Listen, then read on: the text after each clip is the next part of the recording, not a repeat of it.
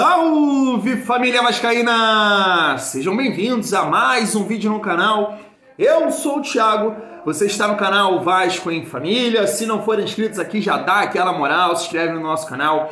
Deixa o like para a gente estar chegando a mais vascaínos. E não esquece também de ativar o sininho de notificação para não perder os próximos vídeos. E tá sempre por aqui, deixando a sua opinião, seu comentário para a gente fazer aquela resenha de vascaíno para vascaíno. Nesse vídeo aqui, cara, vou trazer o Papai Joel que não aguenta mais Maurício Barbieri. Quero trazer também um debate que aconteceu ontem no canal Atenção Vascaínos, o Flávio Dias, em que fazem Gilmar Ferreira. Posso dizer que deu uma esculachada no Flávio Dias no próprio canal dele, falando da relação do Paulinho, né? Que o Paulinho ganhava 2 milhões, 1 milhão e 800, e o Gilmar Ferreira falou que não chega nem a 1 milhão. E aí eu te pergunto, esse tipo de informação, será que é para validar o Vasco não correr atrás do Paulinho? E aí eu quero trazer um debate aqui que o Edmundo falou já no canal dele.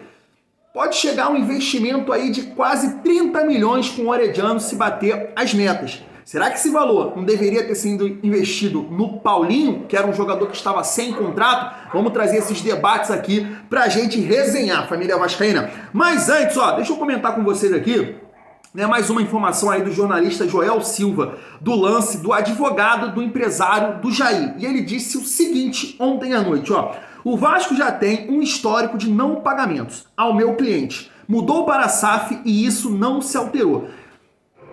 Cara, parece às vezes que a gente fica aqui falando desse tipo de situação, de notícia, e que a gente quer, tá torcendo contra, e não é. A gente imaginou que quando o Vasco se transformasse na SAF e a empresa que comprasse o futebol do Vasco não deixaria esse tipo de situação aqui acontecer. E é o que a gente está falando. Tem torcedor que acha que isso é normal, que isso vai se resolver. Eu já penso ao contrário. O Vasco tem uma próxima janela, o Vasco vai ter que negociar com empresários, com agentes. Então essa fama de mal pagador atrapalha demais. Por exemplo, vamos citar aqui mais um caso que pode acontecer aí, que esse tipo de situação pode atrapalhar as negociações do Vasco aí na figura do Paulo Brax. A gente viu aí ontem que o Corinthians tem interesse na contratação do Cuejá. E é um nome, né, que o GE mesmo já noticiou que o Vasco tem interesse e não desistiu desse jogador. O Internacional é outro clube brasileiro que tem interesse. Como é que cai esse tipo de informação aí nos empresários, nos agentes, no próprio staff do Cuejá? Terrível. Terrível. Então eu sinceramente não entendo o torcedor que fala que esse tipo de informação ela é política, é o torcedor que joga contra a SAF do Vasco. Justamente o contrário. O torcedor ele fica preocupado porque o Vasco tem uma próxima janela e tem que reforçar o elenco, senão da maneira que tá, o Vasco volta para a segunda divisão. Esse é o ponto. Família vascaína, vamos seguir aqui o nosso vídeo para falar do Orediano. Eu tenho uma pergunta para te fazer. O Orediano só vai conseguir brilhar ou ser titular no Vasco após a demissão do Maurício Barbieri? Você confia no Orediano para ser titular do Vasco nesse momento, sabendo das limitações que ele tem física? Isso é claro, ele tem muita dificuldade para voltar a marcar. E aí eu quero trazer aqui um desabafo do Farias, né? Vou até colocar o link aqui dele na descrição. É um jornalista da Transamérica aqui do Rio de Janeiro que fez um desabafo no último jogo do Vasco contra o Fortaleza em relação ao Orediano entrar aos 45 minutos do segundo tempo. O maior investimento do Vasco na janela. Se liga só. O Orediano entrou com quase 45 minutos do segundo tempo. Isso é um absurdo. Eu não tô dizendo aqui que o Orediano é a salvação da lavoura pro Vasco. Não. Eu não tô dizendo aqui que o Orediano é um craque que resolve todos os problemas. Não é isso. Mas um jogador como o Orediano, que poderia acrescentar um pouco mais de drible, um pouco mais de criatividade, entrar com quase 45 no segundo tempo, é um absurdo. É um erro claro, cristalino da comissão técnica. Um erro de leitura de jogo que não pode acontecer. Um elenco tão limitado como esse do Vasco não pode se dar ao luxo colocar uma das suas melhores peças ofensivas só aos 45 no segundo tempo. Um jogo que quando estava 0-0 se apresentava como um jogo acessível para o Vasco vencer. A comissão segurou ao máximo. Realizou alterações que não mexeram em nada na equipe do Vasco. E aí o Orediano ficou lá guardadinho. Quando entrou, o Vasco já estava perdendo por 1-0. Aí vai lá, Orediano, resolve o problema aí, dá o teu jeito. Quem vê o Orediano entrando aos 45 do segundo tempo, imagina que o Vasco tem um elenco maravilhoso, né? Para segurar um jogador, o maior investimento do Vasco na janela até os 45 do segundo tempo, é porque o Vasco deve ter um elenco maravilhoso, repleto de opções. Por Orediano ser a quinta, E não é isso. A gente sabe que o elenco é fraco, mas me parece que o trabalho da comissão técnica também tá devendo bastante. Eu sou um aqui que fico defendendo trabalho a longo prazo. Fico me indispondo com o torcedor para defender treinador. Tem que seguir no cargo para desenvolver o trabalho com um pouco mais de calma. Mas o resultado hoje passa muito por um trabalho ruim da comissão técnica. Segura a sua opinião aí nos comentários. Para complementar esse desabafo aí do Farias, né, jornalista lá da Transamérica, eu queria complementar com a opinião do Papai Joel. É isso mesmo, na minha visão fez uma ótima análise do Vasco e também do trabalho do Maurício Barbieri. Se liga só. Insuportável a situação do Vasco nesse momento. E a gente não vê melhoras. Essa que é a situação, essa que é a verdade. Um time que só está se preparando para o Campeonato Brasileiro, fica a semana toda e só toma gol depois dos 45 minutos do segundo tempo. Mal preparado, mal definido, mal substituído, mal tudo. Porque ganhou um joguinho do Atlético Mineiro, empatou um joguinho com o Palmeiras e achou que era o campeão. Só isso. E tá 6 jogos, sei quantos jogos, sem ganhar de ninguém, cara. E toma 2 gols, meu. O cara cruzou lá do Seu do Bonfim, a bola viajou 40 metros e o maior cabeceador do Fortaleza, o zagueiro deixa ele sozinho, sobe por trás e faz o gol, e depois ele repete a mesma situação. Vocês estão de brincadeira, cara. Eu quero saber mais. Salgado, quem é esse preparador físico que tá aí? Quem é esse preparador físico que tá aí, cara? E ninguém chama atenção de nada. Vira jogo, mexe jogo, é a mesma coisa. Mas, papai, qual o problema com a preparação física? A gente não vê um jogador do Vasco lesionado, ao contrário de outros times. Não precisa estar lesionado, o Vasco não tá aguentando o jogo. Estão cansados? Cansado, mal preparado, eu sei o que é, cara. Eu não sei o que eles fazem. O Barbieri não tá escutando. O jogador, olha só, o torcedor tá cansado de não ter novas opções. Eles não estão vendo opções de jogada. Não é o seguinte, não é opção de jogada. O Vasco joga da mesma maneira.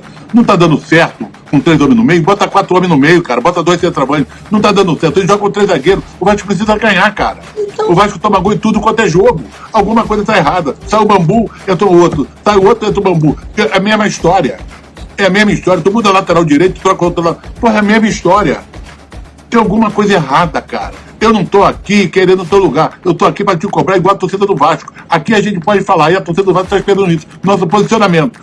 É isso. A questão física, eu já falei em alguns vídeos aqui no meu pós-jogo contra o Fortaleza, depois falei novamente com a cabeça mais fria, que é estranho a maneira que o Vasco está se comportando fisicamente, principalmente nos finais dos jogos ali. Aí a galera pode falar, eu mesmo já falei isso, o Vasco corre muito atrás do adversário, então acaba cansando. Mas eu não achei que correu tão atrás assim, tanto de São Paulo e também de Fortaleza. E mesmo assim existe uma condição física ali muito precária. O Vasco parece que apaga, perdendo divididas, perdendo na corrida, e é uma coisa estranha, também chamou a atenção aí do Papai Joel. Em relação ao trabalho do Maurício Barbieri, chama muito a atenção a fala do Joel, no sentido que ele já trabalhou no meio, foi um treinador bastante tempo, conquistou títulos, de entender o seguinte, são uma opinião dele que eu concordo. Poxa, se não tá funcionando o 4-3-3, eu preciso deixar minha vaidade de lado, os meus conceitos de lado e tentar achar alguma maneira que eu possa encaixar esse time do Vasco, que os jogadores se sintam mais à vontade, que eu conquiste os resultados. Então muito torcedor fala aqui, por exemplo, do 3-5-2, de jogar com 3 zagueiros e dar mais liberdade pro Pumita, pro Piton, um 4-4-2, jogando com 2 volantes, 2 meias, 2 centroavantes, o Orediano lá na frente, e aí eu pego a opinião do Farias com essa do Papai Joel. O Vasco fez o maior investimento na janela no Orediano e é um jogador que não entra em campo. Ele não joga, nem como titular, porque não dá, velho. O cara entrar com 10 minutos, faltando 10 minutos, faltando 5 minutos, isso não existe, mano. Isso não existe. Então, ou existe um erro no trabalho do Maurício Barbieri de arrumar um novo esquema tático para colocar o jogador que acredito que seja o mais criativo do Vasco na frente, ou existiu um erro muito grande de avaliação. Muito, mas muito grande de avaliação. E é nesse ponto que a gente vai colocar aqui a questão ontem do Flávio Dias com o Gilmar Ferreira e trazer também a opinião do Edmundo. Colocou exatamente isso na live dele. Poxa, investiu tanto dinheiro assim no Orediano, por que não o Paulinho? Primeiro a gente vai trazer o Gilmar Ferreira, na moral, esculachando o Flávio Dias lá na Atenção Vascaínos em relação a isso. Se liga só. O treinador quer, contrata, porra. Mas ele custa 10 milhões de dólares por ano. Ok, Barbieri, não vai dar. Aí é diferente. É você fazer uma análise de planejamento estrutural financeiro, mas a parte técnica tem que ser prioridade.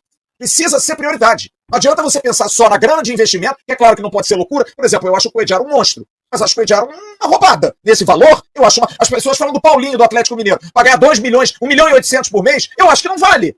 Eu acho que não vale. Acho que o Paulinho é um excelente jogador. Vai ganhar quanto? 1.800. 1.800. Quem falou pra você que ele ganha isso? Quem falou pra você que ele ganha isso? Eu sei disso. Não ganha isso não, Flávio. Você não tá 1.8. errado, Flávio. Ganha, Gilmar. Não tem. Ganha.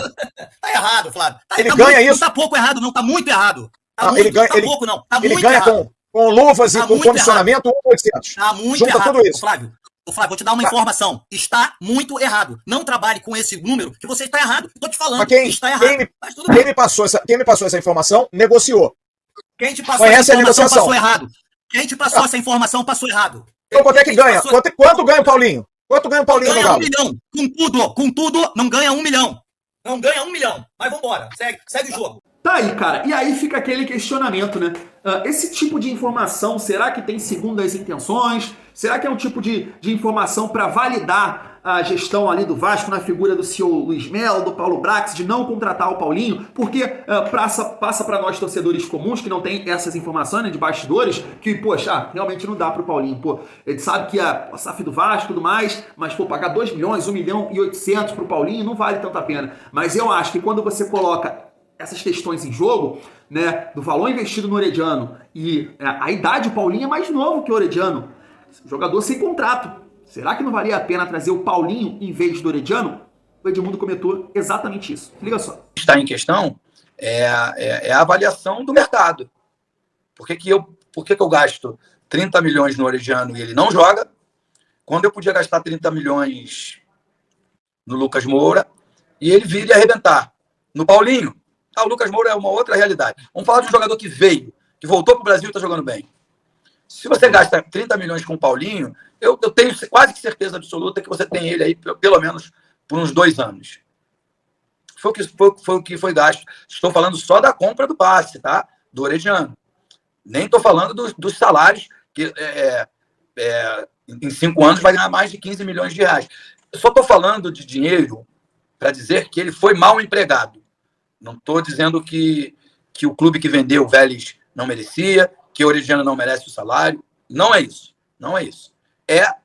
Eu vou botar meu dinheiro aqui ou ali.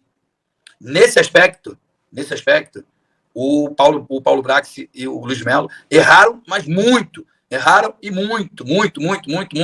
Embora tenha alguns acertos, e a gente vai repetir aqui quais são, né, especificamente no jogo de hoje.